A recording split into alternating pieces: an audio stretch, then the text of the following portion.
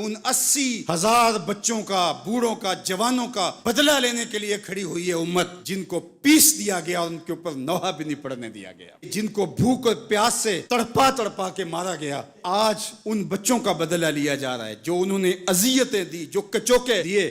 اس ممبر پہ بیٹھ کے ہم روتے رہے، ہماری خلوتیں، ہمارے حجرے آنسوں سے بھر گئے۔ اقبال نے آج سے 100 سال قبل کہا تھا، سنے تہذیب حاضر کے گرفتار، غلامی سے بدتر ہے بے یقینی۔ آج سے تقریباً 1 صدی قبل اس امت پر بے یقینی کی کیفیت کو مسلط کیا گیا، اور ہمارے نفسیات کے ماہرین کہتے ہیں کہ یہ بچوں کے ساتھ بھی نہ کریں، کہ بچوں کو کہیں تم کچھ نہیں کر سکتے۔ جب آپ بچوں کو تانا دیتے ہیں تو وہ واقعی کچھ نہیں کر پاتے۔ تو اس لیے امت کو بے یقینی میں مبتلا کرنے کے لیے مغرب کی برتری کو ثابت کیا گیا، جگہ جگہ 2 نمبر دانشور بٹھا دیے، حتیٰ کہ ہماری عصری دانشگاہوں کے اندر فرنگی روحوں کے بے حس ڈھانچے مشرقیت کو گالی دینے لگے اور مغربیت کے قصیدے پڑھنے لگے، ان کی تہذیب اور تمدن کے گن گانے لگے اور اپنی تہذیب کو ڈیگریڈ کرنے لگے، اور دنیا کے سامنے یہ بات باور کی کہ یہ ناقابل تسخیر ہیں، ان کا مقابلہ نہیں ہو سکتا۔ یہ بے یقینی اس امت کو توڑ کے رکھ دیا۔ اقبال نے آج سے 100 سال قبل کہا تھا، سنے تہذیب حاضر کے گرفتار، غلامی سے بدتر ہے بے یقینی۔ اور اس امت کی نشأت کو، اس امت کی نہضت کو روکا گیا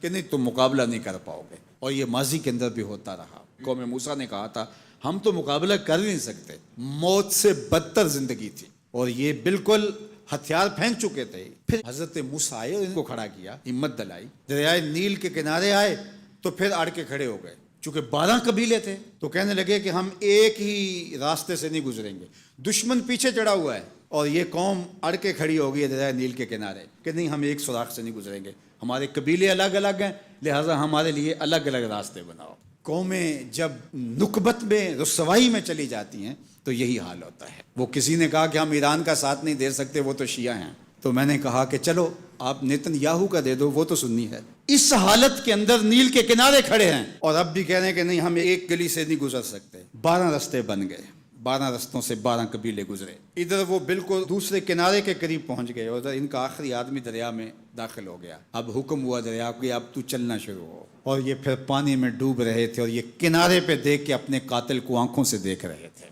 بڑا لطف آتا ہے جب قاتل کو مرتے ہوئے دیکھیں۔ آج کل بڑا مزہ آ رہا ہے، آج کل بہت خوشی ہو رہی ہے۔ یہ آج ہی مجھے کسی نے بھیجا کہ اسرائیل کے وزیر ثقافت نے ایک ہاسپٹل پہ کوئی میزائل لگا ہے اور اس کی کوئی دیوار گر گئی ہے، تو اس نے کہا کہ یہ انسانیت تو نہیں ہے۔ میں نے کہا جب تم نے بچوں کو بھی کھینچ کے نکالا تھا اور آکسیجن کی نالیاں بھی توڑی تھی اور بم برسائے تھے، ان کی رگوں کے اندر بھی سرخ خون دوڑتا تھا، وہ بھی انسان تھے، تم اتنی جلدی بھول گئے؟ تم نے 80,000 لوگوں کو پیس کے رکھ دیا اور آج تمہیں مزہ آیا؟ میاں ابتدائے عشق ہے، روتا ہے کیا؟ آگے آگے دیکھیے ہوتا ہے کیا؟ ابھی تو لطف آئے گا، ابھی تو تمہیں پتہ چلے گا کہ درد کیا ہوتا ہے۔ ابھی 1-2 ماہ قبل آئرن ڈوم کی کہانیاں یہ دانشور ہمیں سنا رہے تھے، وہ کہتے تھے وہاں چڑیا بھی اندر نہیں جا سکتی، لیکن پھر دنیا نے میزائل جاتے دیکھے، کیسا خوف زدہ کیا ہوا تھا۔ نہیں ناقابل تسخیر ہے، اس کا مقابلہ نہیں ہو سکتا۔ وہ آسمان سے اترے ہیں، کیوں ان کا مقابلہ نہیں ہو سکتا؟ خدا چاہے تو ممولے سے شہباز کو لڑا دے، وہ تو ابابیلوں سے ہاتھی مروا دیتا ہے۔ تو اللہ جل شانہ کمزور نہیں ہوا، اس کی خفیہ تدبیریں ابھی ختم نہیں ہوئیں اور کبھی ختم نہیں ہوں گی۔ تم ایک چال چل رہے ہو اور وہ تمہیں چال میں پھنسا رہا ہے۔ میرے اللہ نے اس امت کے تنے نازک کے اندر زندگی کی لہریں پیدا کر دی ہیں اور ایک تموج پیدا ہو گیا ہے، اگرچہ آج بھی وہ فلسفہ، آج وہ دانشوری کا جعلی غلغلہ موجود ہے، آج بھی مایوسی کے نعرے لگائے جا رہے ہیں۔ 4 دن کی کہانی ہے، اس کے بعد آپ کو ایران کھنڈر بنا دکھائی دے گا، بن جائے کھنڈر، اس سے کوئی فرق نہیں پڑتا۔ جو پیغمبروں نے جنگیں لڑی ہیں اس کے نقصان پیغمبروں نے اٹھائے ہیں، اس سے کیا ہوتا ہے؟ تم کھنڈر کی بات کرتے تو کربلا کھنڈر نہیں بنا تھا، لیکن آج جھنڈے حسین کے جھول رہے ہیں، یزید کے تو نہیں جھول رہے۔ تو یہ کھنڈر اسرائیل بننے والا ہے، اسلام کا جھنڈا اونچا ہوگا۔ آل اسلام و یالو ولا یولا علیہ، اسلام سر بلند ہے، سر بلند رہے گا، اور شرق سے لے کر غرب تک جھنڈا میرے حضور کے نام کا لہراتا رہے گا۔ اس لیے ہمیں پوری قوت کے ساتھ ایران کے ساتھ کھڑا ہونا ہوگا۔ یہ ایران کی لڑائی نہیں ہے، یہ امت کی لڑائی ہے۔ یہ ان 80,000 بچوں کا، بوڑھوں کا، جوانوں کا بدلہ لینے کے لیے کھڑی ہوئی ہے امت، جن کو پیس دیا گیا اور ان کے اوپر نوحہ بھی نہیں پڑنے دیا گیا، جن کو بھوک اور پیاس سے تڑپا تڑپا کے مارا گیا۔ آج ان بچوں کا بدلہ لیا جا رہا ہے جو انہوں نے اذیتیں دی، جو کچوکے دیے۔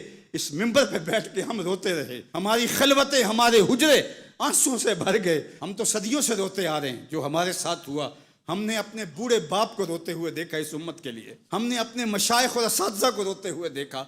یار یہ وقت ہے، کیوں مایوسی پھیلاتے ہو؟ کتاب ملت بیضا کی پھر شیرازہ بندی ہے کہ شاخ ہاشمی کرنے کو ہے پھر برگو ثمر پیدا، نوا پیرا ہوا ہے بلبل کہ ہو تیرے ترنم سے کبوتر کے تنے نازک میں شاہی کا جگر پیدا۔ انشاءاللہ یہ دن گنے جا چکے ہیں، مغرب سے قیادت مشرق کی جانب منتقل ہونے والی ہے۔ آپ چائنا کے صدر کا بیان پڑھیے، بصیرت اور حکمت سے بھرا ہوا وہ بیان تھا جس نے سینہ ٹھنڈا کر دیا۔ دنیا کی نظروں میں سب کچھ ہے، بس ایک آواز اٹھنی ہے اور دنیا کی نئی صف بندی ہوگی اور مغرب سے مشرق کی جانب قیادت منتقل ہو رہی ہے انشاءاللہ، اور وہ وقت دور بھی نہیں ہے کہ انشاءاللہ اسلام کا جھنڈا پوری دنیا کے اوپر لہرائے گا اور مسلمان سر بلند ہوں گے۔ اور یہ بات ہم عرض کرنا چاہتے ہیں، پوری دنیا بھی اسرائیل کو مان لے، پاکستان کبھی تسلیم نہیں کرے گا انشاءاللہ۔